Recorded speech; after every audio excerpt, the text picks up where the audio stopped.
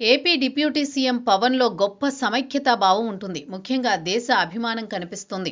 అయితే భారతదేశాన్ని నిలబెట్టింది మాత్రం ధర్మం అని గట్టిగా నమ్ముతారు పవన్. తాజాగా అదే విషయాన్ని చెప్పుకొచ్చారు. తమిళనాడులో పీఠాధిపతి ఆహ్వానం మేరకు అక్కడకు వెళ్లారు. భగవద్గీతపై కీలక ప్రసంగం చేశారు. ఆధ్యాత్మిక ప్రసంగం అక్కడ ఉన్నవారికి ఆకట్టుకుంది.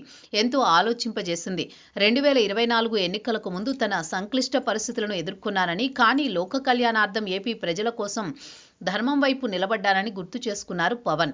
కురుక్షేత్రంలో అర్జునుడి పాత్ర తనది అంటూ పరోక్ష సంకేతాలిచ్చారు. తద్వారా వైసీపీని కౌరవ సైన్యంతో పోల్చారు. కేవలం ధర్మం కోసం మాత్రమే తాను చంద్రబాబు పక్షాన నిలబడ్డానని చెప్పుకొచ్చారు. ప్రస్తుతం పవన్ కామెంట్స్ వైరల్ అవుతున్నాయి.